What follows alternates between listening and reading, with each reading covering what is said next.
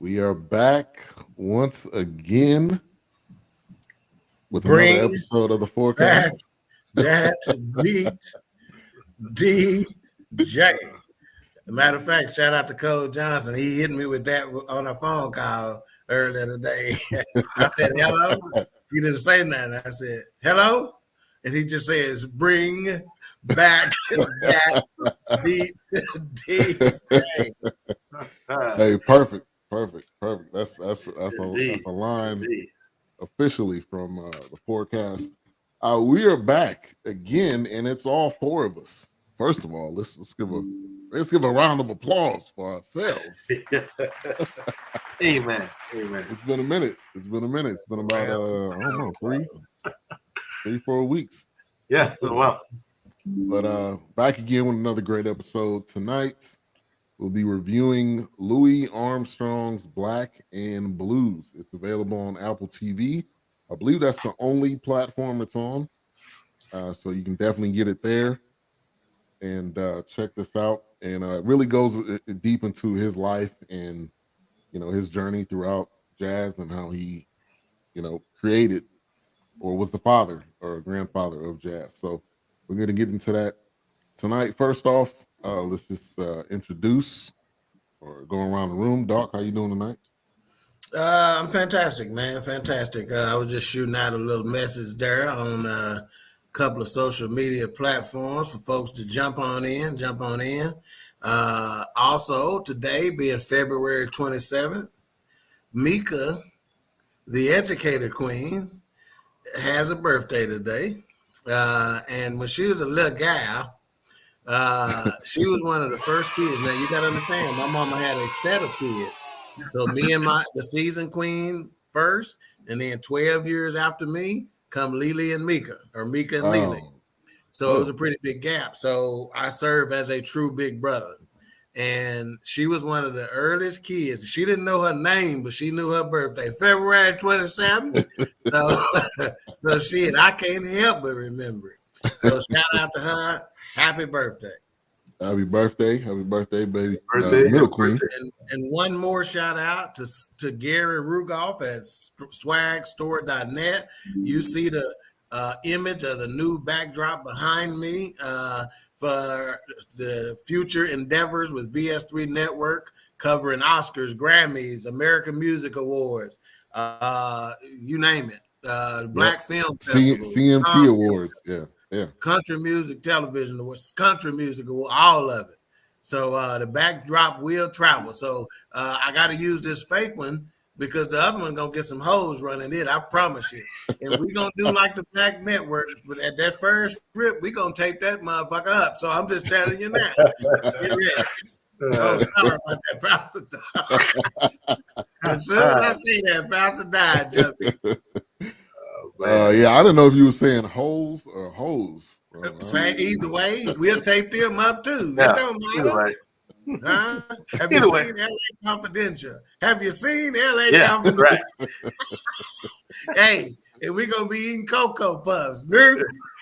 These are just jokes. I promise you. The views and opinions expressed here are not those of your mom. Wilkes, how you doing tonight? I'm good. Doing good. Good. All right. Good. A-Trap, how you doing? Always good, man. Yeah, I see you in the theater again, so that's always a good thing. Sneaking in the movies, exactly. I see you. All right, so Louis Armstrong's, and they had Louis Armstrong's Black and Blues. They were really, I think, purposeful for putting Louis. I don't know why. Did you say what's up to Wilkes? Yeah. Yeah. I guess his just didn't go as long as mine, so I guess I missed it. But let me ask you, we didn't ask him what's in his glass tonight. You know, you're not doing it properly. Just vodka tonight.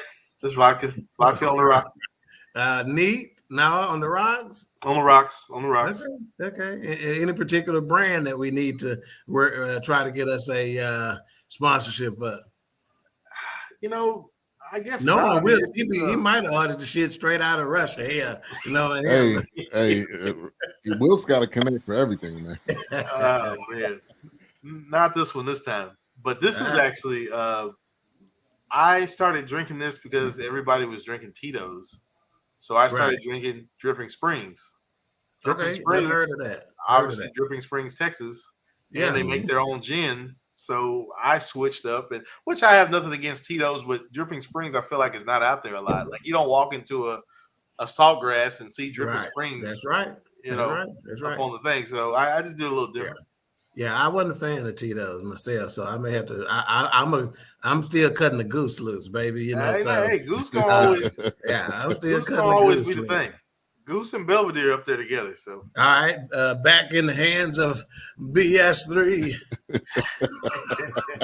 It sound like Martin. All right, yeah. So back again, Louis Armstrong's Black and Blues. Doc, I'm gonna go to you first. You know, you kind of give us that description of what it's about. You know what, man? I ain't even get it this morning. This time because I kind of got wrapped into it, but I am the one who wanted to go with it.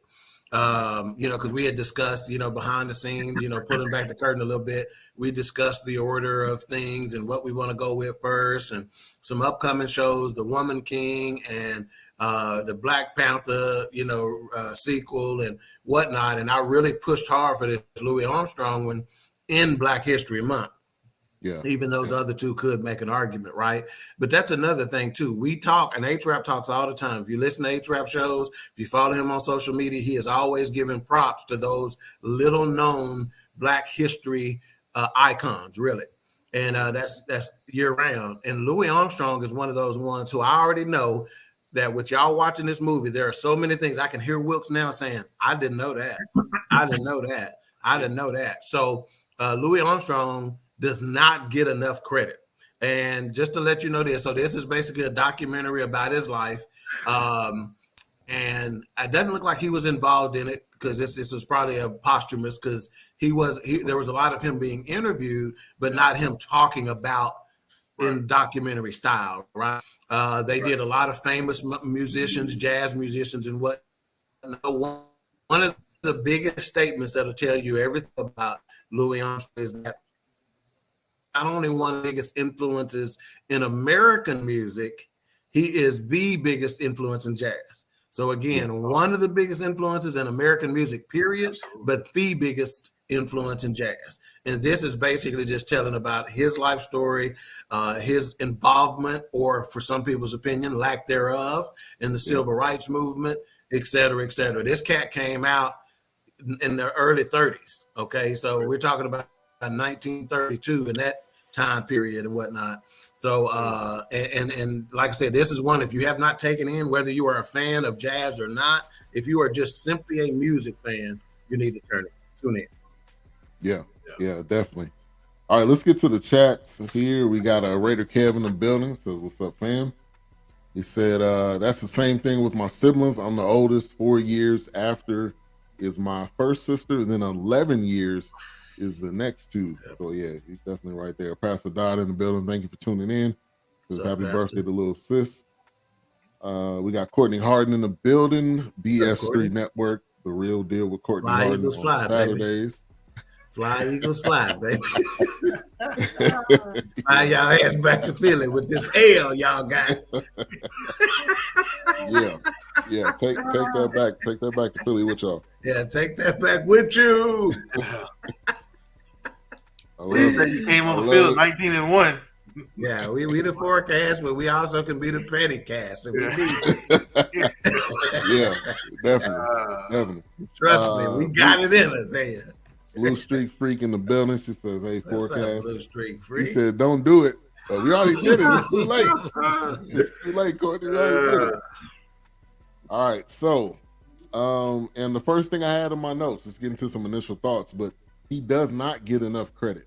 I don't think he Nowhere close. for jazz or music, because they Nowhere close, man. they really get into it how he impacted not just jazz but R&B, soul music, hip hop. I mean, a lot of different genres that I don't think he gets a lot of just due. Yeah, So and let me tag team in on that statement, okay? And this is kind of jumping toward the middle, even maybe toward the end of the documentary. But this statement says it all. It says Louis Armstrong extends the range of the horn. He perfects the art of improvisation. He shows the world through music what it could be, I dare say what it should be. And he actually plays the notes in between the notes.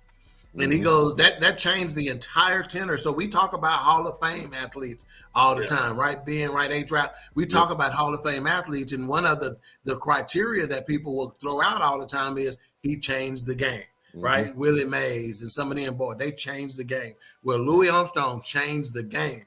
He started playing notes that ain't really notes on the scale, you know. Right. In fact, later on, we'll get back to that, and we'll talk about actually they had to actually come up with a term for it because he was doing it with such efficiency. Yeah. Wilkes, initial thoughts. I thought it was done very well. I mean, after actually going to the Myers Symphony a while back, they actually did a golden age of jazz, and they covered, of course, Satchmo. They covered some of his music. It wasn't just about Lee Morgan, Chet Baker, and Miles Davis, and of course I'm naming all the trumpeters, but and of course Dizzy Gillespie's in there. But I mean, Louis Armstrong definitely. I love seeing it, and like Doc said, there were a lot of things really that I didn't really know of because I only really seen him in a musical sense. There wasn't this much depth to the interviews. And pretty much how he had to be pretty gritty. I mean, because he had to be gritty. This is what it was. I mean, he's gonna talk to you like he was gonna talk to you. He didn't take it. Right. He's gonna lay it out straight. And if you didn't like it, well, that dude. I could hear talk all day. Yeah, long, man. But you mentioned Dizzy Gillespie, and for those out there who are watching or listening, Dizzy Gillespie is the one who. Yeah. Right. His cheeks were always full with air when he played. Oh, and which is not advised. But somehow he did it. Fun fact about Dizzy Gillespie: the horn that is kind of elevated, it's pointed up toward the ceiling. He said actually he plays that because somebody actually fell on his trumpet at a party and it broke it and bent into place like that. So that is his signature trumpet style. Wow. And that's what you get. You get fun facts that you have not heard of right here. Usually they coming from A-Trap about some African shit, but you get it either way. or Wilkes about some wine or some food or some shit. Hey. Or me about some strippers. Either way, you're gonna get a fun fact. You're gonna get it. You're gonna get it either way.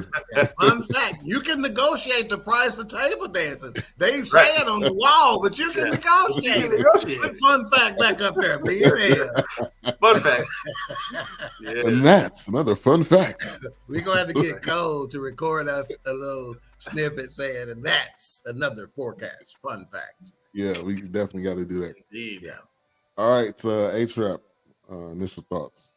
I thought it was excellent. It reintroduced him to the world. There you go. Well said. It did things. It did what I try to do on Friday evenings on my network.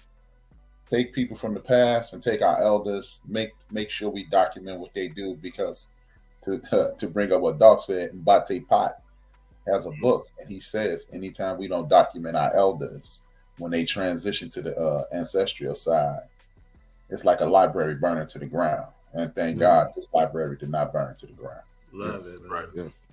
Shout out to Rhonda. Thank you for tuning in. Thank you for tuning in tonight. Appreciate that.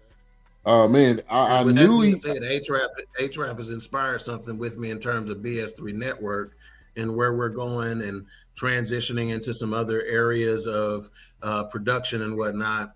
That's one of the things that we're going to be concerned about, right? As we get up and rolling. If anybody is underrepresented in terms of movie making or documentaries or, whatever, we're gonna take up the duty to make sure they don't get forgotten about. Right. Yeah. Because there's a lot of filmmakers that are out there. We got a couple of films on our network of filmmakers that I know that maybe don't get a lot of pub or a lot of push. And that's what BS2 Network is here for, to give you that push, to give you that platform. Shout out to the realist, aka Keisha, aka Kilolo. She said, "Welcome back, Willis." Thank you for tuning in. All right. Now I know he had a unique voice, but the way he sang and the way he talked was exactly the same. I thought maybe his voice was different, but very close. Yeah, and he was hilarious. Like I didn't know that. He was that was one of the biggest pieces that I had no clue. Right. Dude was just naturally funny, man. Yeah. He could have easily been a famous stand-up comedian if he wanted to be, Oh, absolutely. Especially with the horn kind of, those, he could have had the horn as a prop. There you go, man. And told jokes and played some notes in between. I mean, it's definitely. Yeah. Yeah. He had the entire package. He was an entertainer. Thank you. He was a true entertainer. He was not just a musician. He was a true entertainer. Yeah, he had the waves before the wave cap, didn't he, man? Yeah, he was on it. His waves was rocking, boy. He was on it, man. Yeah. Now, when y'all seen him in the leopard skins, what was y'all first initial thought when y'all seen him in the leopard skins playing the trumpet? Honestly, because of who he was, it was pretty much like, man, fuck y'all, man. Yeah, whatever, man. Yeah, go ahead. I was gonna say, an interesting note, I didn't realize, I never really looked into minstrel shows as much, but when they were talking about how some things were, I guess taken out of the blackface because they just said, hey, this is blackface. This is wrong. But of course, Winston Marsalis was like, well, there's a little backstory there, but most people are like, nah, we don't care what that backstory is. This just don't look right. And for me, I kind of expect musicians and artists of that type to really just do some off the wall stuff. You just kind of expect it. Right? Right. And that's another thing. You never know who has gotten their inspiration from a dude like that, to be perfectly honest. Because musicians, man, I'm telling you, the Rick James of the world and the Princes of the world and those folks, man, they know a lot more about music history than you think they do. The reason why they are as good as they are is because they are music fans and they have studied and listened and studied and listened, So, I mean, even with Parliament, I mean, look at some of their covers. Dr. Funkenstein, the Mothership. I mean, you literally in full gear, full costume, bone through your nose. Big platforms on. I mean, love it. Hey, Trap. What was the question again?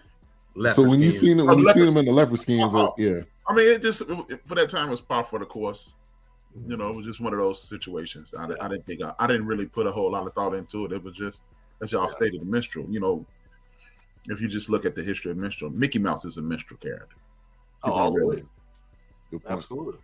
And I think the biggest thing was he knew what his moneymaker was. And I don't think he cared what people thought he looked like doing it.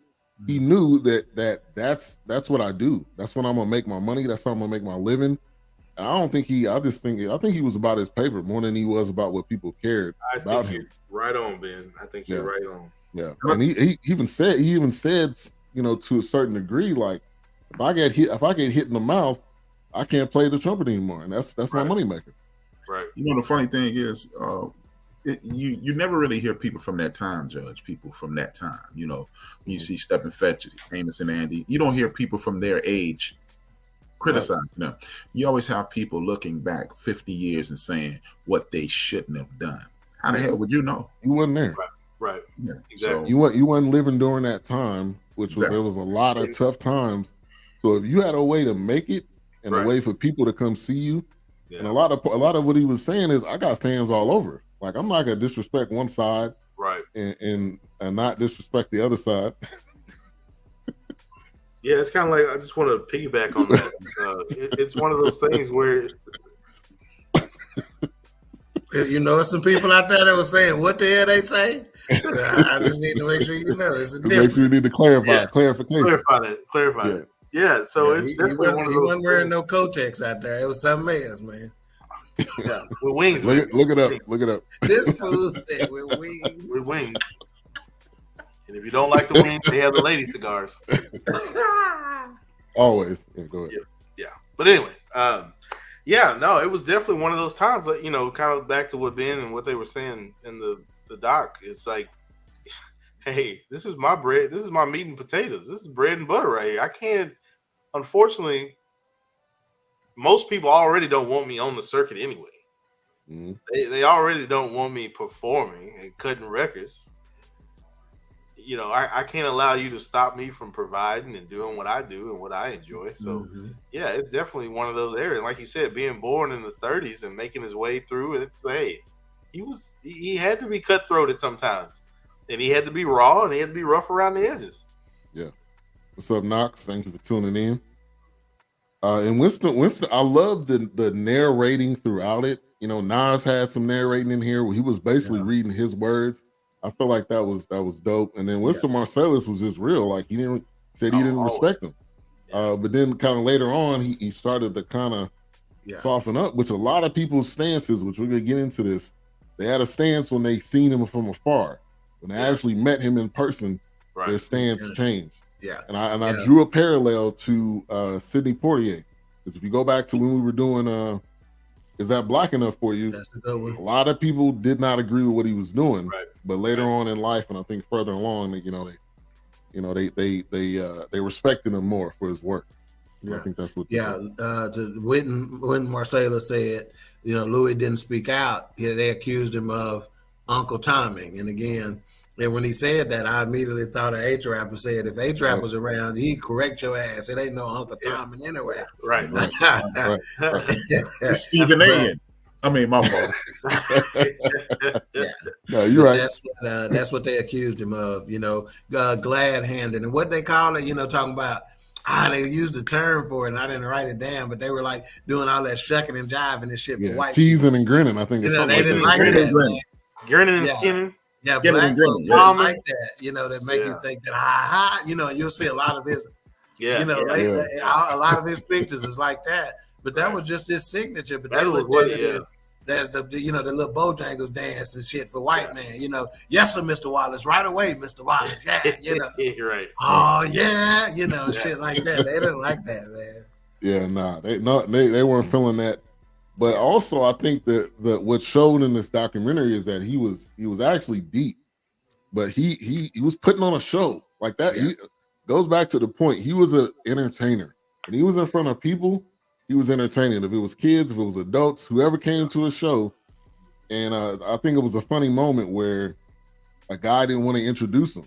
It was like, fine, I'll just go out and introduce myself. I don't need you. Exactly. Yeah. He just went out there and did his thing. I think that goes back to the point that we've all said is that we have been given a gift to just, when we come into a room or when we come into a bad situation, we can flip it, we can light it up, right? We bring joy. And I think he knew what his assignment was, and he didn't care what people thought. So, and then all these recordings that he collected, I thought that was amazing to see all of that on his shelf and everything. And they played a lot of the recordings, which I thought that added a perfect touch to it. Yeah, he did a fantastic job of documenting his own life. So it made this documentary much easier, which is, again, as you referred to Nas when he was reading, Nas was reading from his, for lack of better terms, his diary throughout the years. You know, Nas was reading excerpts from that. So shout out to Satchmo, Pops, the Dipper for writing that down, man, so we can get inside of his head, you know. Yeah. A-Trap, you wanted to touch on that? Oh no, it was wonderful that he did that, and this is exactly what I was just talking about.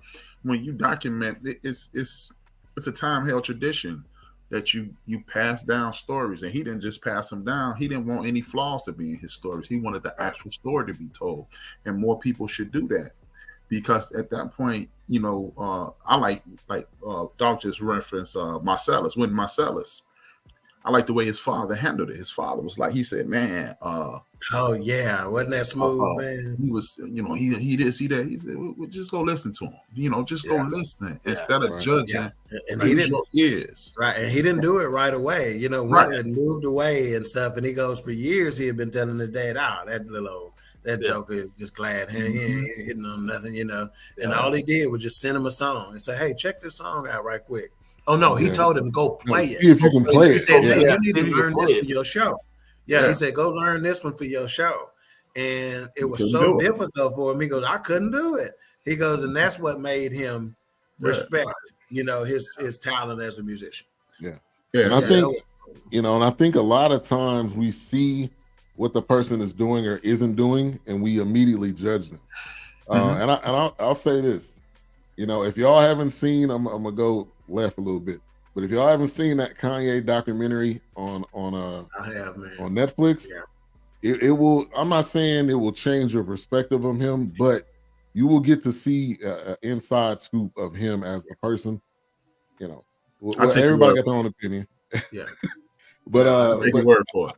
I felt like that this one did a great job at that. Is really showing the inside scoop of him, and you hear people talk about him. But also, shout out to the director, Sasha Jenkins, which he also directed the Rick James documentary that we did. So shout out to this cat. And he put on there, if you saw the words, he put on there another Sasha Jenkins jammy. So apparently Sasha Jenkins, that just led me to believe that he must be focusing on musical type documentaries, because he called it a jammy, So he did a Wu-Tang documentary too. So he's that means he must be doing a lot of stuff with Mass Appeal. Nas is Nas. Okay, Nas is involved. Has been on them too. That's right. Because Nas did Wu-Tang, he did De La Soul, he did Rick James, he did several people. So maybe that's what the connection with Nas. That's what brings Nas into this. Yeah. Well, along with his father, Olu Dara. De La Soul, there's been we need to go dig into that a little bit. I'm gonna see if there's anything out there, because some recent changes and some laws and stuff like that have caused a resurgence for De La Soul here lately. So we need to go dig into them, see if it's anything on paper or on film that we can go look at. Yeah, since the passing of Dove, everybody been talking about them. Yeah, definitely. Rest in peace to him. Yeah, True Glory was the truth. Yeah. So man, he was a legit. I had this down. He was a legit star during that time. They said he has his own. I don't know if he said he had his own train or his own train car. Okay, his own train car. But I'm during that time, to be a black man, have your own train car. He had his own band. I mean, he was a legit star, not a star just to one particular group of people. Yeah, everybody was there. It was like, I don't like this nigga, but dang, I like this nigga. They could not like him. Because the dude was just so much of a star, and I felt like that this displayed this 100%. But you just think during that time, the level of stardom that he had, I mean, you could probably compare it to whatever artist during that era you want to compare it to. I mean, him, Duke. Lionel Hampton, the whole get down. I mean, it that's why, like, when last week when me and Wilkes, we were talking on the show, and we were talking about they try to get to the next level. Right. We've been the next. That's the thing that we need to realize. We are the next level. Right. And they are trying to get with us. Exactly. But we keep trying to cross over, which is a step back in essence. Yep. And he talked about his manager, the first one he had, that was trying to do him dirty, and then he switched over to the other guy, and he said he rocked with that guy for, I think, the rest of his career. Yeah. And as long as that dude was alive, it seems that dude transitioned before him. Yeah. So we've talked about numerous times the Star Spangled Banner, and we mentioned. I've always talked about Marvin Gaye. We talk about Whitney Houston, But he also has a rendition of the Star Spangled Banner, and when he gave his backstory on it, that's I had even more, respect just for how he felt. And when people heard it, there was somebody in particular. They said they heard it, and it said you could hear memories of slavery, you could hear pain. So, if you want to touch on that, I'm gonna go to you first, Wilkes. I know you're the jazz man. Yeah, no, it's just one of those things where you see that, I don't know, it was just so much that I didn't know, and as much as I love jazz music, I was just captivated by, man, this dude is bigger than life, indeed. I mean, there were just things where, even the scene where like the gangsters were sending him to like Chicago and New York. I mean, he had backing from organizations you wouldn't even think it. It's like, hey, if you don't, I don't need any other, I guess, permission, because I got Al Capone over here. Right, exactly. Which Al Capone was in the clip. They showed him in the clip. Yep. But walking out of jail, I think, right? Yeah, he was walking him out. I was like, this man. I don't know, man. It was just crazy seeing that scene, seeing most of it. It's just ridiculous. The respect level. Yeah. Everybody, right? Maybe everybody had to respect him just because he was a natural born star, and he would make you laugh, and he would cuss you out if you felt like you was disrespectful. I didn't know he talked like that, bro. I didn't know that part. Tell you, when I was watching this, I was like, man, if this don't remind me of my granddad right here, it's just like no holds barred, man. We just go straight from the hip. If you don't like it, hey, I'm definitely not gonna pat you on the back. That's on you. And then talking about himself in third person when Pops is gonna do this and Pops is gonna do that. Like, you did. That's a legend, man. Legend. Yeah. Anybody else want to touch on? Being a military guy, man, I have a history with the Star Spangled Banner, especially where this country has gone recently. Let's just say in the last 5 years or so, okay, maybe a decade. So this one hit me pretty hard when he started playing this Star Spangled Banner. And I'll tell kind of how it affected me, where I started and where I currently am. I started to where when I first got out of the military after Desert Storm, if I was at a game or watching TV or at a event and the Star Spangled Banner was played, I could not. I would cry every single time. Tears would stream down my eyes because it meant something. And one of the reasons is because the drill sergeant who taught us, in basic training, you actually you're not just doing physical training. You're learning things such as map reading, obviously how to handle a gun, clean the gun properly, all that other kind of stuff. It's not just physical, but one of the classes they send you through is a class where they teach you taps and the Star Spangled Banner and all that kind of stuff, right? And this drill sergeant who was telling the story, I remember his face to this day, Sergeant Stokes, and he cried while he was playing it to us. And this is a guy who had played it time and time again for new recruits, right? And so I shared his sentiment after my military time. But to fast forward to today, to where if I'm in an arena watching a basketball game, a football game, or a baseball game, I don't generally stand up for the national anthem intentionally.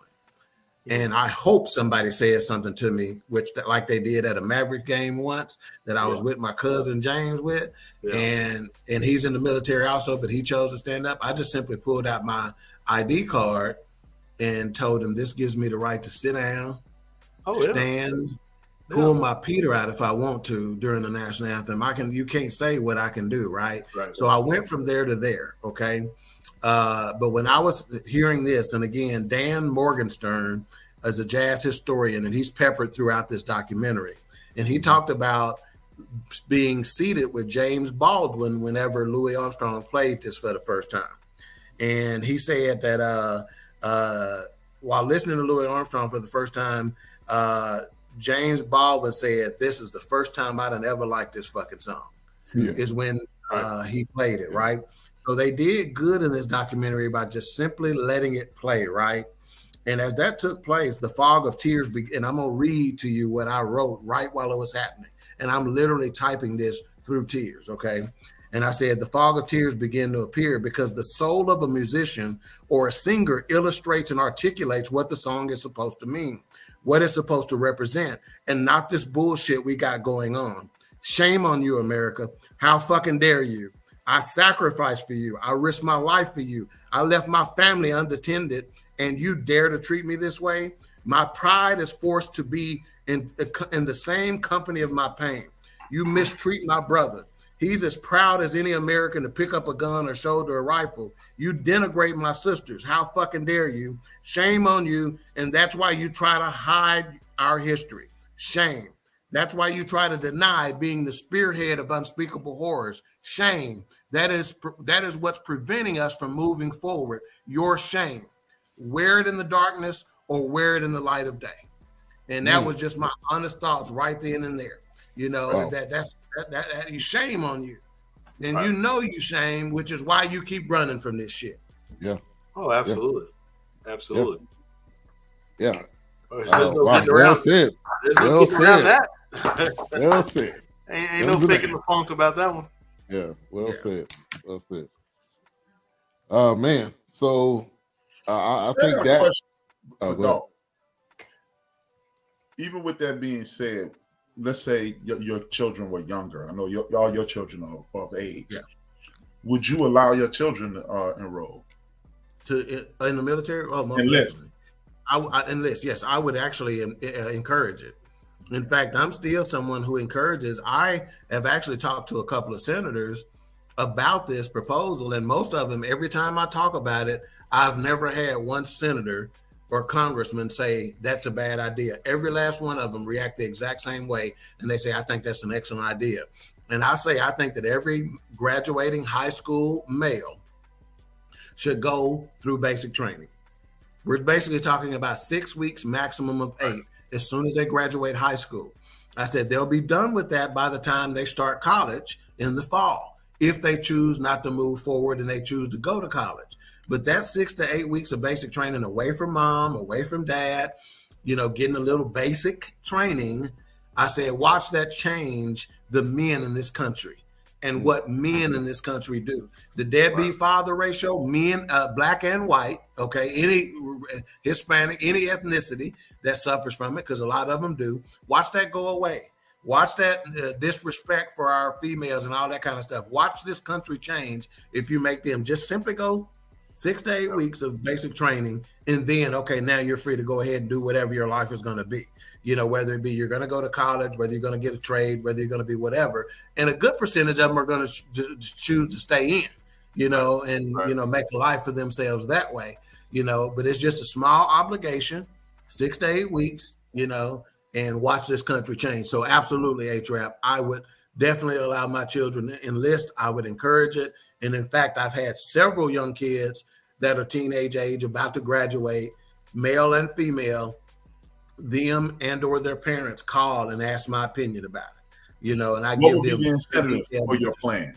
Say that again. What would be the incentive for your plan? Because I think it has to be a benefit at the end of it, because you pay them, you give them some money toward their college, you pay for their first semester, first year, or something like that.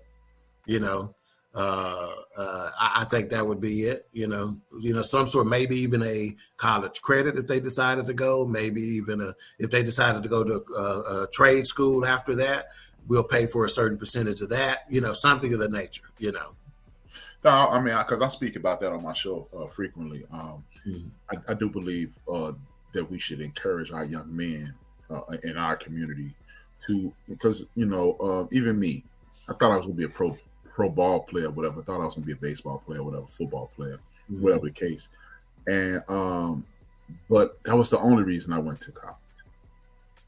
I didn't go to college to get educated. Academics became fun after I got there. Yeah, it was a byproduct. It was just, it was a byproduct of it, because to this day, just certain things. I subscribe to the Marva Collins theory: teach your children how to think, and then you educate them after teaching That's them what's how up. to use that That's what's muscle. up. Oh yeah. And I think I mean, go go ahead. Go ahead, Will.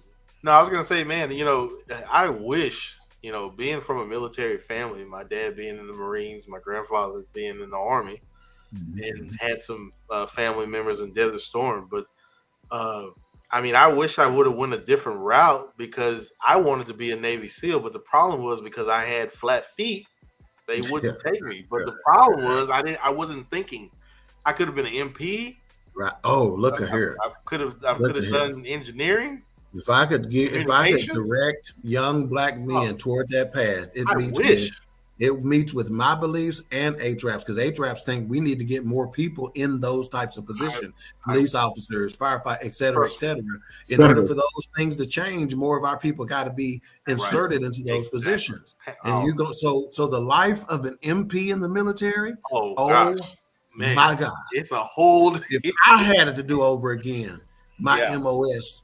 I wish. Oh my God! What's the life? What's the lifespan? Well, number one, it's the best of both worlds, right? You not only are you a cop, you're a cop in the military, so you get those benefits with it. So you go do 20 years as an MP in the military, you're already set for life. But guess what you get to do now? I want to be a federal officer downtown Dallas and spend another 20 years. The cat that I got that I know, Lieutenant Frater. Look here, that's exactly what he did. He spent 20 years in the military and as an MP, came out with that, and he's going to get an automatic job as a federal police officer. Not even and if you can't get a federal police officer job, you can get a police officer job anywhere in the country. Not a question. You be a CIA operative. You can do that. That'll be an investigation, Border Patrol, DEA. You gotta have some mental acuity to be able to go there. But yeah, that's so when I say, man, I wish. If you want me to set you up for life and to be able to put you in a position to change generations of your life, it's almost like the next best thing without having to go be a superstar in Hollywood or go, like A-Trap said, go be a professional athlete. Watch me change the generations of your life. Think about it. Milks wasn't even in the military, but this dude come across as a military dude just simply because of what he was exposed to with his family. Oh gosh! So he act like it. I bet you he get asked all the time. Was you in the military? Because his mentality is such. His no-nonsense approach to so many things he does in life is military-like. Yeah, that's all I knew. I was surrounded by it. If he didn't, they'll snatch his ass up so quick. and I think to your point, Doc, with your proposal, I think also it starts in the home and training up your child in the way you should go. Right. Yeah. Because a lot of times, I think in today's time, they say, "Oh, they'll teach them that at school. Why the school not teaching them?" It's your job to teach your kid. Yeah. Yeah. It's not the school's responsibility to teach your kid why your school send you home with that? Yeah, daily skills and being a real person. That's one thing I applaud my wife for, because my daughter was homeschooled during a period of time. And she was like, I'm teaching her to be a person, not just to learn how to read and write, to be a person in society. Yeah. And I think that goes hand in hand. I cannot stress how much I've always told my son. It's like when they're putting dirt in my face and they're lowering me in the ground, I need you to be a model citizen. I need you to have consideration. I need you to be respectful, because I will come out of this motherfucker and I will beat you to hand out of the game. You're not going to. You're not going to do. Not. Yeah, in terms of that education, last week on the Fourcast, we had Dr. Larry Lewis on. Dr. Lewis served as, and if you hadn't watched that show, it was so many times that me and the Queens were just sitting there with our mouths open. Yeah, because dude was just educating us, Right. But he served as the superintendent for Lancaster ISD, Austin ISD. He had a role in Frisco ID, so some prominent ISDs throughout in Texas. And whenever we asked him the question, and I didn't want to ask it because I know what he was going to do, I asked him about parental involvement and their responsibility at home versus his. Oh, he almost fell out of his chair. He's like, man, why you ask me that? And you give me a time limit before you tell me, and it is probably where we're going to start part 2 of that particular podcast.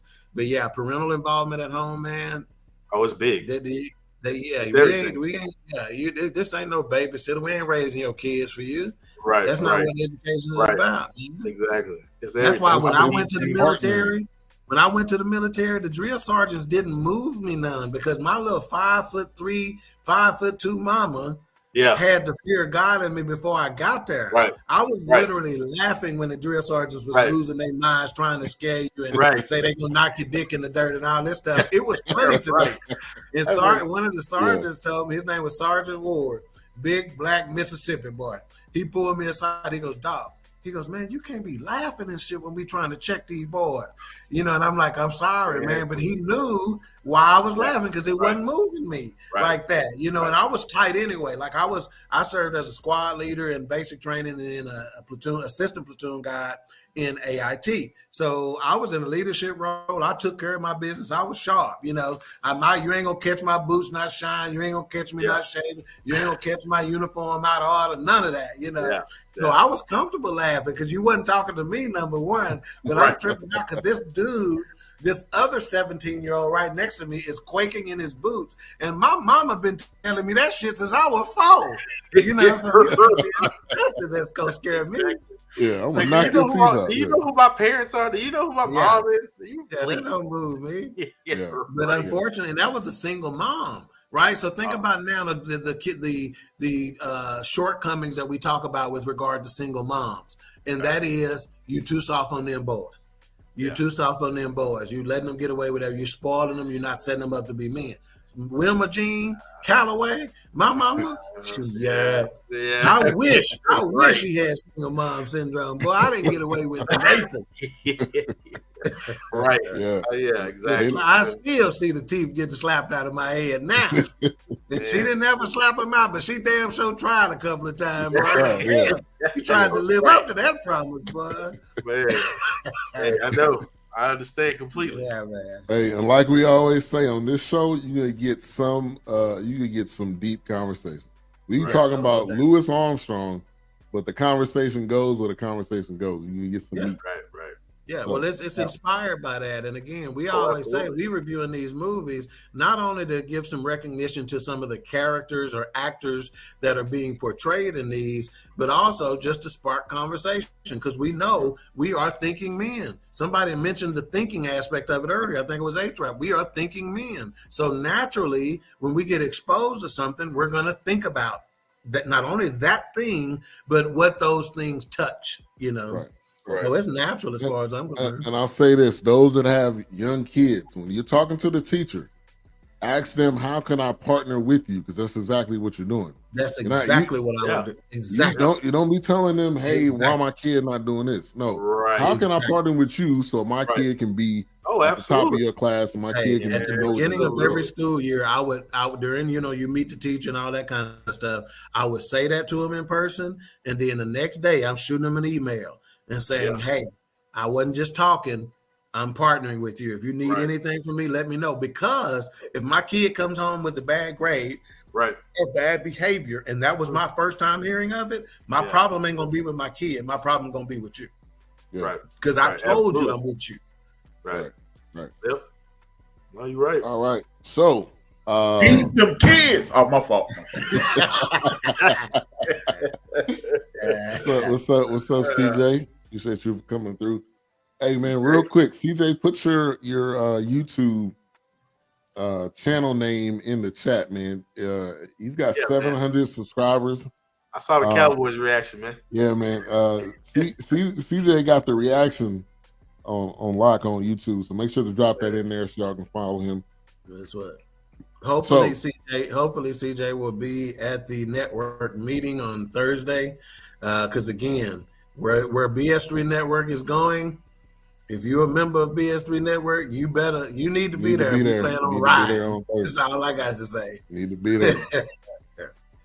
So Louis was raised by a Jewish immigrant family. Not raised, but they helped him get his first horn. I love that story because he didn't know how he was going to get it. I don't think I don't know if he was really passionate about it or something they was trying to kind of steer him in the right direction, so they gave that to him. But imagine that family never got him that. Where would he end up? What would he be doing? Now, I felt like that was impactful. are you talking about the people at that boys? Yeah, the home boys. place? Yeah, the boys Okay, home. Yeah. which is let me see if I can get to my notes on that, because that is just the name of it was interesting for me. Hold on, let's see. It's at 7:30 CJ on Thursday. I'm gonna put the Zoom in the chat so you'll see it. And if anybody gets to it before I do, because I am not finding the name of that doggone school. Oh, here it is. Okay, so Manuela Jones was one of the ladies from that boys' home, and she still has his first trumpet. She has it right now, which I thought was just so cool, right? Yeah. And hopefully she passes it down and make Right. sure that they keep it in a place of prominence, right? Right. But the name of the school was called Colored Waifs Home for Boys, which tells me that there was another Waifs Home that was not colored, right? So this is called Colored Waifs Home for Boys. Peter Davis was his music teacher at that, and Manuela Jones was one of the people there. So they got him his first home, and they talked a lot about how they went from point A to point B, and how Peter Davis, his music teacher, ended up putting him as the leader of the band in that, just simply because of the way he approached music and how much passion he showed for it. So again, shout out to those folks.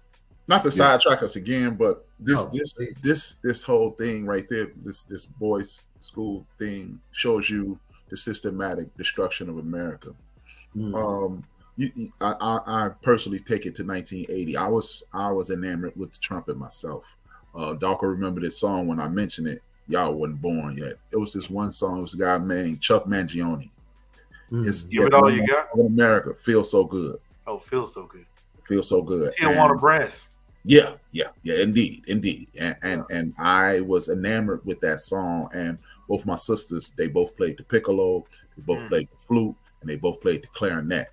So music was in my house at all times. 1980. Ronald Reagan becomes the president and defunds the music programs throughout the country. If you look at Satchmo, if you look at Bird, if you look at Dizzy, if you look at Miles, you look at all these guys, early in their lives, they were introduced to this musical thing. When you look at successful people and affluence, when you look at people who transition from affluence to just being solid human beings, I'm not even saying being rich. I'm just saying if they are already successful, if you look at their lives, they play the piano.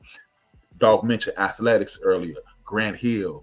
What was the first thing that you saw Grant Hill do when he became a prominent star in the National Basketball Association? They showed him consistently playing the piano. These are out. The reason I say this, even in commercials. Exactly. That's why I say this is the systematic destruction of the United States of America, because when you remove an outlet from a person, all that creativity is bottled up, almost like anxiety or anxiety, and it has to be released. And if it isn't released with music or some form of talent, everybody isn't going to be athletically inclined. Everybody isn't going to be academically inclined. You might be artistically inclined. And when they did that, they knew all that bottled up energy would force itself into other things. People like Capone, even Al Capone, he was a musician. You had Dutch Schultz, a musician. These people who understand that the people who are in control of the dark side, and that's me being nice, they understand when you remove the arts, when you move creativity from impoverished people, you bottle something up and it will unleash itself on whatever you allow it to get into, drugs in this case, and you'll see systematically it'll go down the pipe. I mean, to H-Rap's point, I mean, I'm probably well ahead of the years, but look at Hitler. He loved art. Violinist. He loved music. France wasn't a coincidence. There was a reason he was in France. But France had much art and much music and cuisine. So, it's like, like he said, those that control the dark side, if you will. But it's like you've got this on the surface, but actually deep down, man, this is your outlet. And how many times do we hear athletes say, I was going to the Boys and Girls Club. The Boys and Girls Club wasn't there. I would have been in the streets. Right. Like those things are needed for, and to A-Trap's point, they're needed for kids and for people. Yeah, and let me just jump in and take back A-Trap's apology. He apologized for sidetrack. That ain't no sidetrack shit. That's pulling us onto the main road here, the one that matters anyway. Absolutely. You know, and I can't tell you, when he says systematic destruction of a country through the removal of art or the removal of the importance of, that's why the people who still understand the importance of art are a different breed. Females that are single right now, if you get a joker who sends you a poem, no matter how stupid you think that poem may or may not be, you better pay attention to it. If that joker try to play you something on a guitar and he can barely play it, you better pay attention to that joker. If he try to draw you a picture, you know, to try to illustrate what he feel about you, you better pay attention to that joker. Because I'm telling you right now, the arts are underestimated and underappreciated in their importance to our society and into the development of an individual, whether it be, and again, we're talking, we mentioned this starting on music arts, but there is a language art, there is a culinary art. You understand? Just like, you know, Wilkes, he is into the culinary art. You follow me? You know, so I promise you, I don't know an artist or somebody who is into arts like that and has been exposed in his life that I wouldn't rock with. And to that point, Doc's point, I mean, I've been in the kitchen since I was 7. My grandmother had me in the kitchen. My first when he was young, my first breakfast was French toast. I will never forget French toast. He said his first breakfast. No, nigga, your first breakfast was a titty. Your first breakfast was titty, man. It wasn't no milk. Well, besides that, fast forward 7 years later. Sorry, Rolanda Denise Wilkes.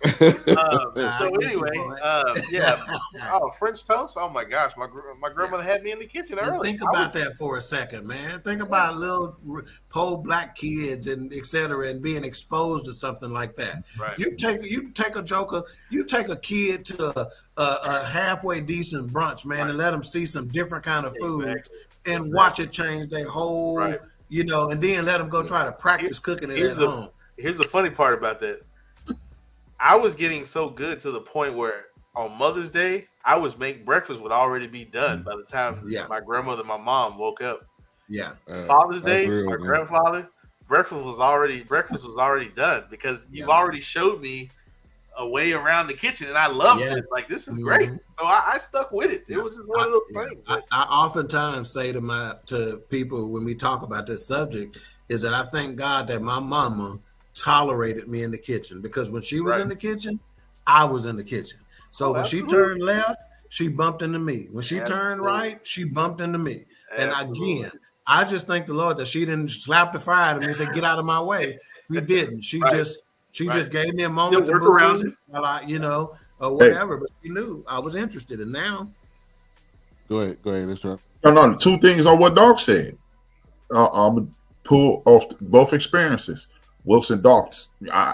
Ironically, Wilkes, my very last memory with my grandmother who passed away is me making her breakfast at 1209 South Racine. Man, I'm telling you. And it was French toast, ironically. But the 2 points that Doc made, you take a child to a brunch. This is the genius of one Bill Cosby. What did Bill Cosby do? Take a team of these young people to brunch, and Bud was calling it Croutons. He introduced them to croutons. Yeah, changed his life. You see it later on in the series. He was like, "Let me get some of those croutons." It changed his life. Yes, I remember that. Doc's mother, she sounds a lot like my mother. If Doc would have been bumping into her while she was cleaning the living room, he'd have got cussed out. If Doc would have been walking past the TV, he'd have got cussed out. But Doc was learning something, so his mother tolerated it. Boom, boom, boom. She would say, "Boom, boy," but she knew he was gonna learn. So I could bump into you all day as you learn. You could be in my way. You could impede my progress because as you receive, you're receiving. Right. So I remember those Saturdays pulling a chair over to the counter and watching my grandmother make that cake. Mm-hmm. You know how many times I was waiting on that bowl and watching them ingredients? Yeah, and now as a result, like I got right here a with Caesar. Yep. I have a niece who has actually started her own bakery, basically, you know, and it's called Mass Confections. She did it that's why it's called that, because she did it during the pandemic. Mm-hmm. And so the Christmas after she started it, I bought her a nicer mixer, one of the big KitchenAid types, than I've ever owned in my life. Man, that's my sidekick right You there. understand what I'm saying? But I bought it because I wanted to pour into what she did. Right? She started messing around with the t-shirts and stuff like that.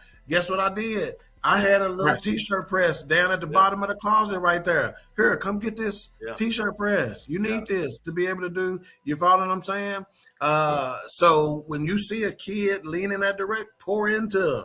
You know, and some of these nonprofit organizations out there that's supposed to be for kid development and family development and stuff, get those kids once a month and take them out to a brunch or something like that. Oh, absolutely.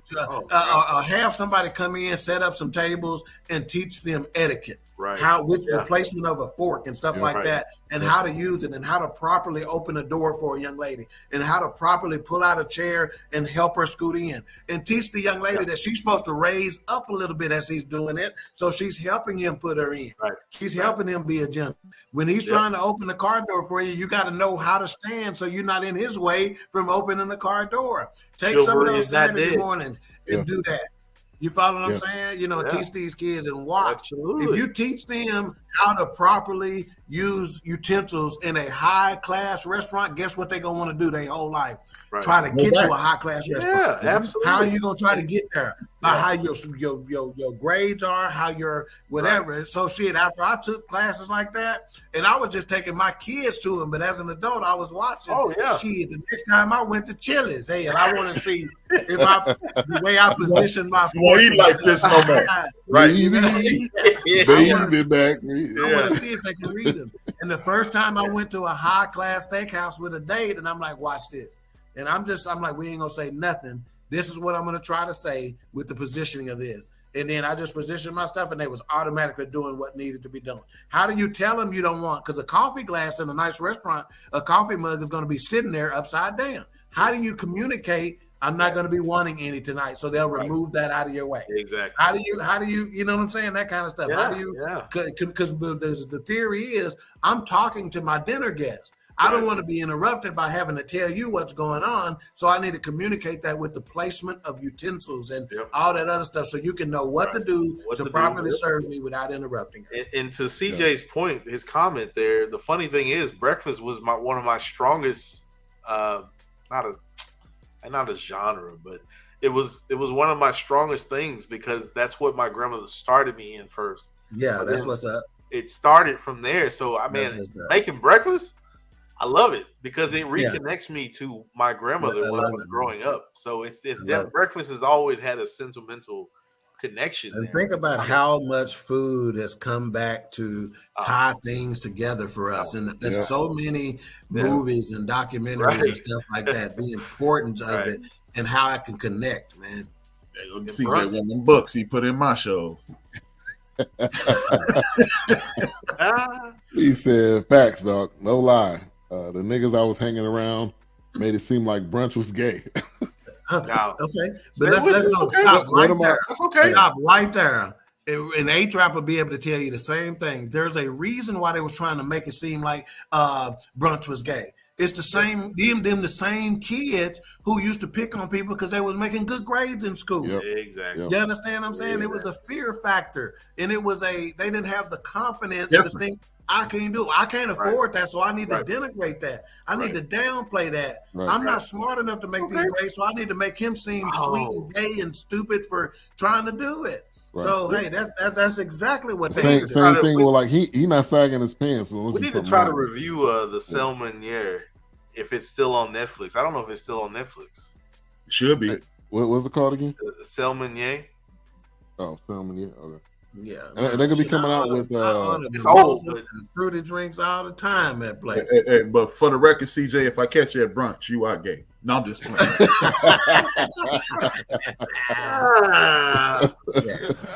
Ain't nothing like a brunch, man. There's some cool brunch spots. There's some brunch spots, As long man. as you ain't drinking like this, CJ, you straight. Right? Yeah, put your thumb down. That's all you need to worry about. Like this, bro. Man. You get some of the most unique dishes. Some of the most unique dishes, and it is exactly what it is. It is combining breakfast foods with lunch foods. And it becomes the drink, and it becomes the drinking hour. Right. So you can actually have a little bit of a cocktail, but you add the fruitiness to it. So because it is early, you don't want to come out drinking no whiskey straight. So speak for yourself. Fantastic. You want to wine and dine a young lady? Take her to a nice brunch spot. I bet you, especially if you're, and check this out, Wilkes. And if you're on a budget, take her to a brunch spot and wine and dine her, as opposed to trying to go to an expensive steakhouse. And I promise you, it'll show more dividends. Oh, absolutely. And that means it's still early on a Saturday, so you might can smash twice that day. While holding the bagel. Hey, ladies love brunch, man. Brunch and some mimosas. When you get married, let her go to brunch with her girls, because when she comes to the house, she coming to dad. Oh, she greasy.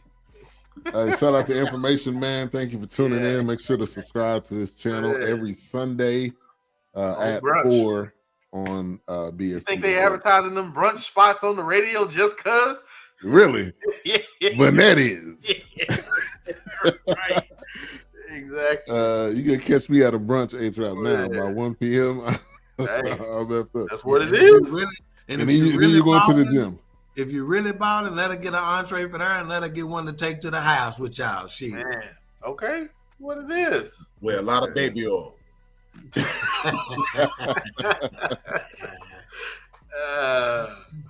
Man. Yeah, appreciate you. Appreciate your info. Appreciate that, man. All right, so man, girls, I tell you, man, they love brunch. Hey, he's not lying. Now we need to teach him how to spell mimosa, so he ain't saying the shit wrong. One step, baby steps. Yeah, one foot in front of the other. That's all right. As long as you're saying it right. Right. Exactly. You ain't got to text it to her. Yeah. Exactly. We got you. Right. Man, so we kind of talking about the ladies. Louis was married 4 times. Yes. But it was an interesting conversation with when we talk about having a good woman behind you. Little Harden, I loved her point in this, her little spot where she was talking about you can't be second champion with me. Yeah. And so she pushed him to get there. I love that conversation, that interview that she had. I feel like that just shows the black woman, man, wanting to push her man to be great. Yeah. So I feel like that was dope. You know what? It also highlights it highlights how soft men have become. Nobody wants a woman that's going to embarrass them in public, but if throughout history we've seen these documentaries, it's always a woman going, "You need to step your game up, though." Yeah. So it just shows. So what he's meaning for folks who may not be catching the 2+2, basically, if that gets said today, so many men are offended at the fact that she said you need to step your game up, or whatever the case may be. And you don't have a right to be soft at that point. Get it together. She's trying to look out for you. Right. Yeah. Right. Oh, you're right. You're right. Absolutely. If she and you got to think about it. She thinks you have a game to step up. She thinks you got some potential to go somewhere if she's saying it. If she don't say it to you, then you got a problem. Either you already have a ride, or you ain't got nowhere to go. Right. I mean, we saw it in Intergalactic. Introduced him to the burger.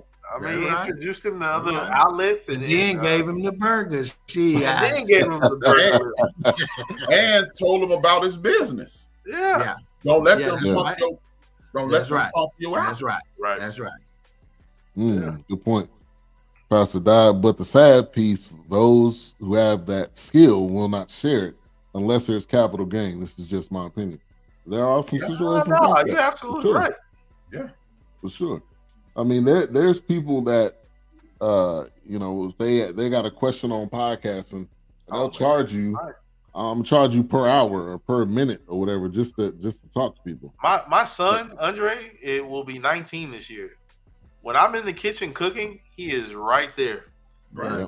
He is literally right there. And of course, now that he's working and he's not over as much, but he'll call me, "Hey, Dad, you remember when you made that homemade spaghetti? You remember when you made those homemade meatballs? What did you put in that sauce when you made the homemade sauce?" He is literally right there.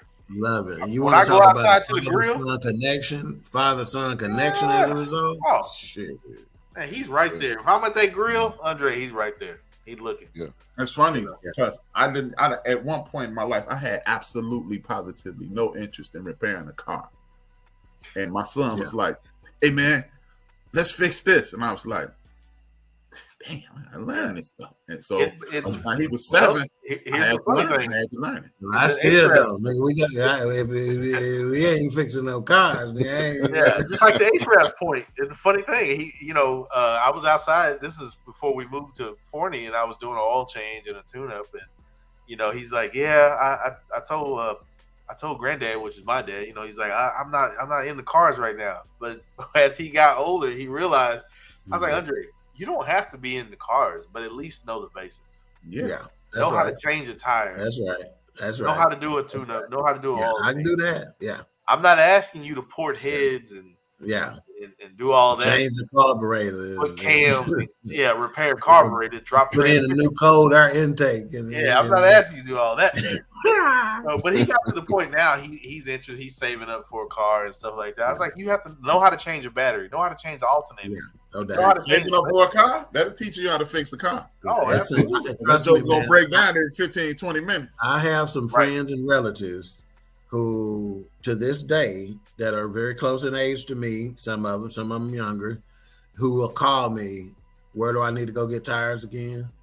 Where do I, what I need to be thinking about in this, because they they wasn't there." Right. And some of these is ones who done had their mom and dad with them the whole time.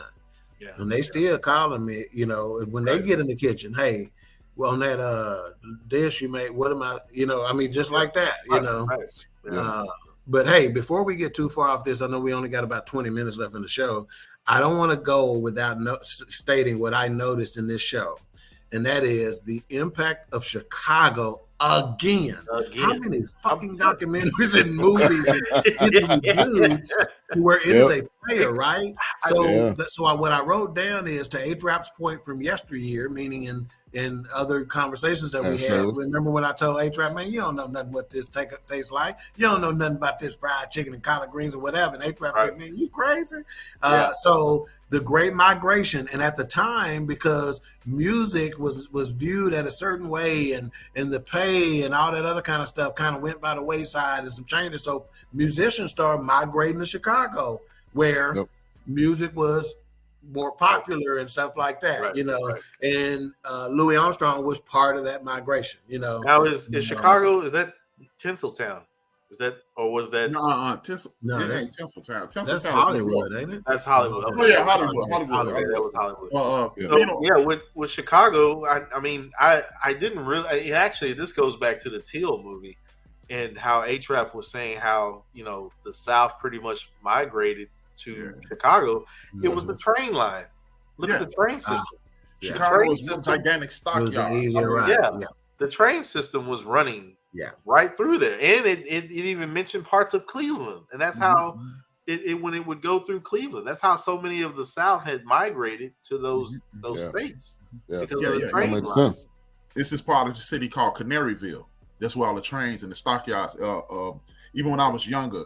If you go in that area at the wrong time, it was funky as a goat, Jack. Yeah. It was funky. It was all to be named. Yeah. But you still see semblance. Yeah. Like when they rip up the streets, you still see train tracks on the ground. Wow. If you live in the suburbs, if you out there, if you in the suburbs after 9:30 p.m., all you hear is And in this documentary, isn't that where he was talking about the red light district at? Was it the Chicago red light district? Yeah, he did. Right? Yeah. So it's like, think about it for a second. If it was a red light district, that means that's the part of town where it was legal, prostitution or whatever. Right. The cops ain't gonna bother you. You know, and one of the interesting facts that they were trying to bring out in this documentary is that the white hoes was getting $5 for their services. The black female was getting, Did you notice that? Was getting 50 cents. The prostitutes were white. The hoes were black. That's right. That's Did right. You see that? That's right. But I'm telling you, like, I didn't peep that. I was like, to the red light district. Shit, I'm gonna spend 50 cents 10 times instead of $5.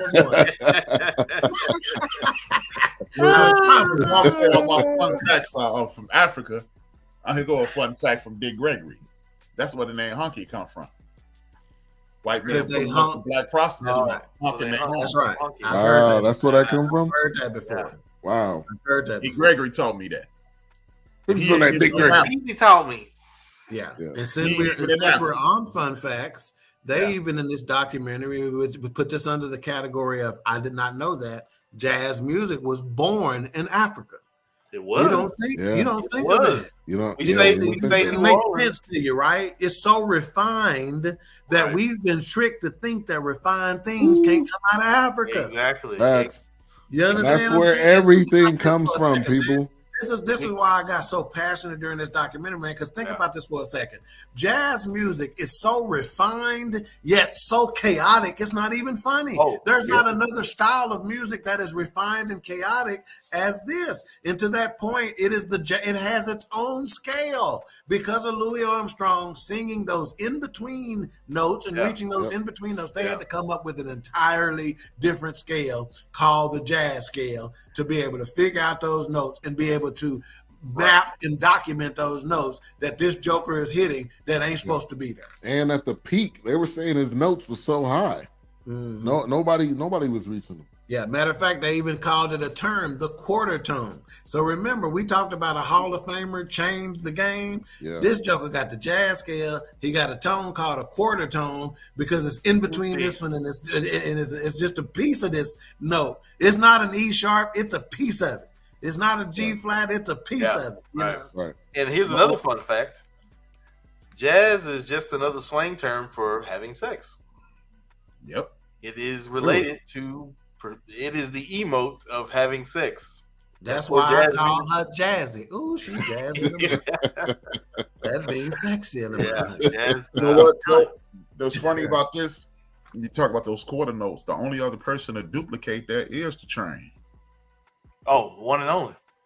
Train is the only person to ever duplicate that. One and only. And he didn't even do it on the trumpet. He did it on the sax. Right. A tenor at that. A tenor sax. A tenor sax. They say Louis Armstrong was playing music for which there was no accounting for. They can't tell this music they professionals. Can't tell. And, you know, they teach music and they write music and they I can't account for what he's doing. Yeah. You know, and they said the notes that he would try. They say if some people start coming to the show every night just to see if he missed this note. Right. There's no way you can hit this note consistently. You know, I have to say, so I mean, I didn't catch this in, you know, my years of reading about jazz and listening to it and playing the soprano sax for a while, but so did he start ad-libbing with I think they said that at the beginning. They were saying scat. So scat was invented by Louis Armstrong, and because he was singing the song and he didn't really know the words. He started ad-libbing. Right. So Al Jarreau, Louis Armstrong. Al You understand what I'm saying? Oh, Al Jarreau. Al Jarreau is the second coming, or less Ella Fitzgerald, but Al Jarreau. Again, Hall of Famers changed the game. And we done named forever. 3 or 4 changes already. Right. He's changed the way people sing. Louis Armstrong is the first singer I wanted to be like. And I thought I could do that. So I think to myself, right. What a wonderful world. Shit, I can do that one. You understand? Yeah. So shit, he changed the game. Absolutely. Yeah. That's his trademark. Yeah. That song was in my head all day today. Oh, absolutely. It was, you know what, honestly, you know, that song was pretty much a crowning moment. Yeah, that song right there. And I'm telling you right now, Ben, we will end with that song. I got it loaded. So we ended with that song. After A-Trap does his thing, we plan to let that play us out. So let's make sure we get out of here on time. That song, I think, is full circle for him. Look at her, man. You want to talk about what it says, man? Yeah. If you're still listening to us right now, stick around for the end and listen to this song, man. And basically what he's saying is in the midst of this bullshit. Right. Don't play too much because they'll kick the recording off. Yeah. Well, no, they'll delete it. Yeah, well, they'll delete it on Facebook. That on part YouTube, of it, right? No, they'll delete it on YouTube as well. I can just edit that. I can just delete that part. Okay, there you go. But check it out. But it's saying to himself that even in the midst of this bullshit, I still see blue skies. I still see, and I think to myself, what a wonderful. I know we can all easily point out the bullshit. Right. Everybody can. It's obvious. But what are you saying to yourself? Because if you're gonna keep saying the bullshit to yourself, you're gonna have a bullshit life. Right. And they pointed it out how the neighborhood he lived in. I think it was in Brooklyn or Harlem. It was that part of Corona, Queens. Yeah.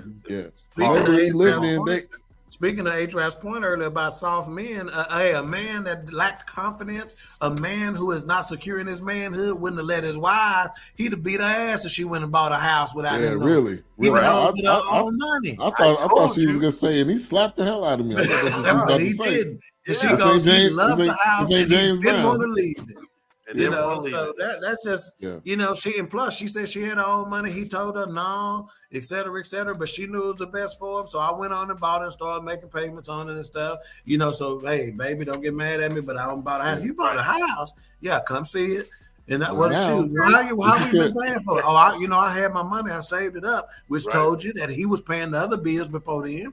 And she goes, so now you know about the house. You can take over these payments. You go and take the payments now. Cool. And the way they were talking about him when he passed, it was like he was just a guy in the neighborhood.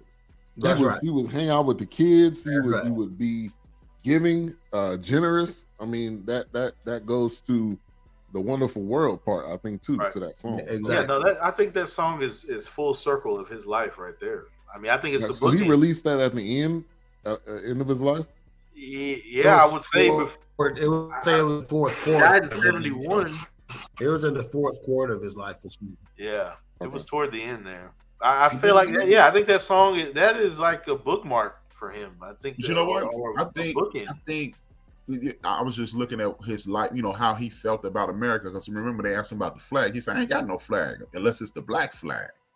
So I look at that "Wonderful World" song as a saying, don't look at America as the entire existence of the situation. There's more outside. It's a wonderful world because he was welcomed in England. He was welcomed in the UK. He was welcomed in Australia. He was welcomed on the continent. He was welcomed in South America, Central, all over the world. Yeah, we getting beat down here, but it's a wonderful place to be. The world is absolutely. And he made it wonderful for people. He made his music made it wonderful for people. That's it. He said, I see trees of green, red roses too. I see them bloom for me and you. And I think to myself, what a wonderful world. I see skies of blue and clouds of white, the bright, blessed day and the dark, sacred night. And I think to myself, what a wonderful world. It's some good shit and some bad shit out here. Yeah. But hey, if we really taking a look at it, just right now, we got, every last one of us got some kind of problem. I promise you we do. I promise you that we got an issue. Shoot, look, if I told you half the issues I had, you'd be like, God, dog, man, I had no idea. But at the end of the day, I am way too blessed to be stressed, man. Right. Yeah. Not to mention those two letters. Okay. And on that note, fun fact. With friends like these, man, enemies, y'all take a break. I can have the enemies. Y'all get the night out. So he passed away in 1971. Two. I'll go to it exactly. My notes. I thought it was 72. Somebody July 6, 1971. Okay, yeah, I was going to say somebody say 71, but I thought 72. Yeah, I thought it was 72. And the way his wife talked about it, he was getting ready to go back on tour. He was getting better. Yeah, and, he was. And so, but you know, you never, Like I you said, never know. he You never know when it's your suffered. time. Huh? And they even mentioned that he suffered from heart Yeah, they issues said he had a and bad heart Just early heart on. failure. Yeah, but he definitely, and there was like, look, he lived every minute. Like he said he he had wasn't that slowing marijuana down. though. He was on that weed, man. That's Yeah. Iggy. Well, yeah. Went to jail for that. Those too. reefers. Yeah, he said, I don't want to permit to carry a gun. I want to permit to carry that good shit. And we'll leave you on this. He made a comment where he said I had to have a white man behind me to say that's my nigga. That's right. Right. Matter of fact, I was like, somebody wow, he told said it him that. exactly like that. Somebody gave him that advice. One of his earlier mentors, Yes. maybe the cat that took him to The producer Chicago, or or maybe something like one of that. his managers. Somebody told him that that you need to always have you need to have a good white man with you. To say that's my Hey, nigga. to that point, Frank Sinatra, he said, "Well, you're not gonna let Sammy Davis Jr. in the front, then you're not He gonna ain't pull gonna her be name off the marquee." Then. Mhm. Yeah. Nah. Yeah, Frank so from Sinatra. You got that we didn't partnership. get to talk a lot. We didn't That get to talk advocate. a lot about his civil rights involvement and stuff, but he was one of the first musicians that changed some of the contractual stuff that he was Yeah, getting good point. and changed Yes. some of the venues he was playing in. And hey, if we can't come in the absolutely. front door, if we can't stay at the Yeah. same hotel we playing at, then I ain't playing. I ain't coming. Louis, Yeah. hey, he And they, mentioned and he's they like, did I'm in a exactly what he tuxedo. said. Yeah, He's that's like, right. You know who I am? That's right. Yeah. I'm in a tuxedo. Yeah. I can't come through the front. Boy, please. Get your ass out the way. Yeah. And some of the names Handle my lightweight. Yeah. I want to just name some of the important people, the famous people that spoke on this documentary. So we had talked about Wynton Marsalis, Dan Morgenstern, Steve Allen, Fred Ware, Ricky Ricardo, Edward R. Morrow, George James, Humphrey Littleton, Buck Johnson, Peter Davis, as I mentioned earlier, Bobby Hackett, Ozzie Davis, and everybody knows Ozzie Davis, Ed Sullivan, Chuck Cecil, Jack Bradley, Truman Young, Arthur Briggs, Leonard Feather, Artie Shaw, Stanley Crouch, Dick Cavett, Tommy Rockwell, Leo Hardin, Don Cheatham. These is jazz trumpeters, saxophonists, music critics, TV show hosts, all people of all walks of life, man. Is in this documentary talking about him, It didn't even show, of course, him and Ella Fitzgerald having that duet together, April in Paris. I mean, oh my gosh, that's ridiculous. They said that was the last song you listened to, right? Yeah. Yeah. And then the little kid, I think it was Narcio or Enriqueo or something like that. He's a trumpeter right now, but they actually have him performing on YouTube, singing like Satchmo. Really? And he met him as a little kid. They showed a clip in the documentary. Wow. The impact that he has made on artists to today's time. Because they showed Alicia Keys, they were showing today's artists how his impact, generations. You can't even quantify. I wouldn't be. We'll never know. We'll never know the we'll impact. never know. It's too huge to quantify, man. Yeah. Right. I wouldn't be surprised if there's something on him at Juilliard, and Juilliard is one of probably the biggest. If it's not Juilliard is a fraud. Yeah, if it's not Juilliard is a fraud. You can't have somebody who invented the quarter tone in the jazz scale and not be included in Juilliard. Gotta be. Right. He gotta be. He has to be. It's not even a question. Yeah. All right, let's go ahead and rate this thing, give our final thoughts. Shit, I was gonna say we've been reviewing this. All right, A-Trap. I don't care about your skin. If you're a son of a bitch, you're a son of a bitch. Didn't I love it? Yeah. As usual, when usually documentaries, it's a love-hate relationship with me in a documentary because it's usually the perspective of somebody. Right on. But with this one, again, as I stated at the top of the show, it reintroduced him to the world. It breathed life into his legacy, and it helped push forward his artistic genius. So I gave it 5. All right. Yeah. All right. Kick it off. All right, we can go to Wilkes. Yeah, I'm right there with H-Rap. I mean, like I said, this reminded me of listening to my grandfather talk, uh, watching, I don't know how many commercials, how many movies or TV shows that What a Wonderful World has been in, how many renditions, how many covers, things that I didn't know, didn't realize about him, because like I said, mostly when I watched it, it was a musical situation, not more in depth about his personal life. So with that, yeah, I have to give it a 5. At first, I was gonna say it's unrateable. I wasn't even gonna rate it, but I Which have to is a give it a 5. compliment. Yeah. Give it a 5. All right, Doc. Yeah, I'm going to start my final thoughts and mic rating with something they said at the outset of the film, and that was music has the charms to soothe the savage breast. Okay, and some people get that confused and they'll say the savage breast is a savage beast. Look it up.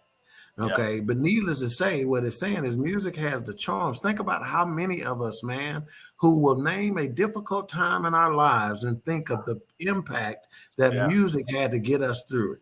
I've talked a lot about my military time today. When I was in advanced individualized training, AIT, which is a part after basic training, if I didn't have music, because it was starting to get rough on the brother at that time.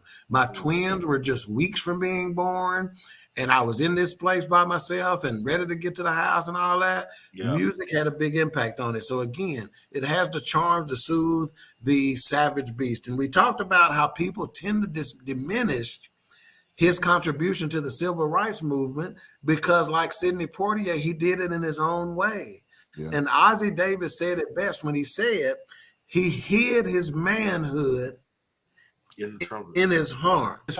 We accused him of shucking and jiving for the white man erroneously. That hidden manhood in that horn is why he played it the way he played it, right? Because he was letting it out, which is that artistic expression, right? And for me, the mic rating is a slam dunk 5 all day long. Not simply because of how it was made, how well it was made, how it was filmed, the information that got out, but the feelings it evoked in everybody who watches it. Yeah. 5. Ben, before you give your rating, I have to say this to piggyback off what Doc was saying. The music, like he said, the music got him through those moments. I have to literally say, when I'm listening to a song, I'm already envisioning a recipe I'm about to cook up in the kitchen. Because the music, that's good. The music is what's driving me to paint that picture, if that makes sense. Yeah. That's exactly. Man. Because it's one of those things where it's like he plays in between the notes. In between those notes, what can I perfect or what can I tweak? Mm-hmm. Is it too much salt? It's not enough salt. Yeah. What can I twist? What can I not twist? Yeah. What can I get away with because I'm already on the edge and I don't have very many ingredients? So it's one of those things where it's like, yeah, to Doc's point, music definitely is sewn into the fabric of our very being. So. And I think to myself, hey, what a wonderful world. You heard it here first, folks. Yeah. Man, this documentary, like all of us, we learned so many different things about him, but it showed him as a lover with his wives. We didn't talk about his wife Lucille, which we did a little bit, but I love their banter back and forth. Yeah. But his music transcended that time. It wasn't just during that time. It's fast forward into now, and it's continuing to impact. And he was a bona fide star, the entertainer at his finest. And this was well done. The people that they had speaking about him, even going back doing the Ozzie Davis, that part to me was huge. Man. Yeah. Because and went to Marcellus really going back and saying, even though this is what I thought, my perspective has changed, which just shows us as people, we shouldn't be the same person from 25 to 50. We should evolve. We should learn and change. So, yeah, I'm gonna give it a 5. Then we got a 5 across the board. So love it. That may only been the second time that's ever happened. I think maybe third. Yeah, it's been a minute. House wins. Yeah. All right. So before we get to the closeout, coming up next week will be the 2-year anniversary show. Wow. Yeah. Don't seem like that long, man. No. Oh, we just got started every time. Yeah, I know, man. 2-year anniversary show. Yeah. We could talk about some of our favorite shows, and we'll talk behind the scenes how we want to do it. I'm gonna work up a couple of questions, and maybe y'all do the same thing. You know, each person come up with 2 or 3 questions for the group. You know, Okay. and that way, you know, even though we've been doing this for 2 years, there may be some aspects of our lives or our personalities or whatever that may inspire the others or may intrigue the others, or you know, just whatever. Or maybe we could say one serious question and one silly question, you know, Right. or something like that, you know, just to kind of give us something to chop it up on, you know. Yeah, and then we'll give our favorite film out of each genre. So you know, we got documentary, we got series. With I don't know, we hadn't done that many series this second year, but we'll put that in the group. We'll have at least 3. You know, you got your documentaries, you got your throwback. We can put that as a category, and then maybe just current movie. We can just do 3 categories. That's perfect. All right, so go ahead and get ready to close it out. What's coming up tomorrow on End of the Bench? I really haven't titled it, but you know what I did title it is The Fight Has Already Started, and you have people that lay out certain things as people look at them as broad and ambiguous statements, but these statements will be curtailed and used as weaponized against you. And Marjorie Taylor Greene is the drum major in regards to that. And with that train overturning in Ohio, it is another example of why voting counts. You're not voting for your boyfriend or your girlfriend or your significant other, or your pastor. You voting for somebody who's going to impact your life for years to come. And people always, they go, people don't realize that the things that Joe Biden will sign into law tomorrow won't go into effect until 2027. You won't feel the effects until 2027. It traditionally takes about 4 years for this to go into effect. So look at it this way. When former President Donald Trump deregulated a lot of things, that allowed that train to spill over. And I'm not going to say it was God that made a train spill over, but it is kinetic energy that a town that was 75% voting for Trump, a 2-mile train derails there. Yeah. I'll say this, God allowed it.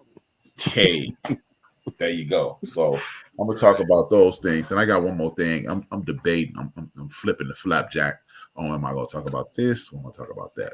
So you can get with this. Or you can get with that. You can get with this. Because I'm kind of fat. This is where it's at. Tomorrow on Queen 3 and King. Tomorrow on Queen 3 and King, it is called the Big Reveal.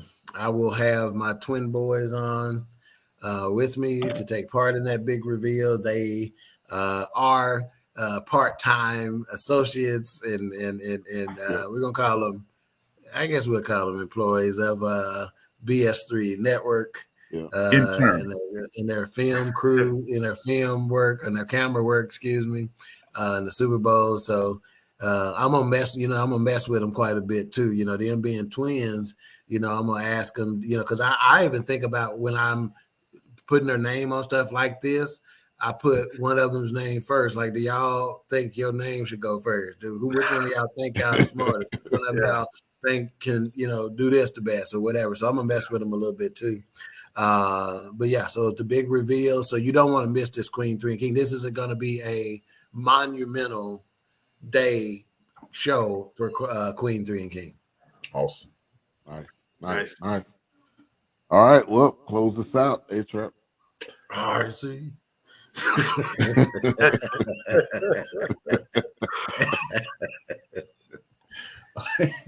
Well, y'all, Caught him off guard.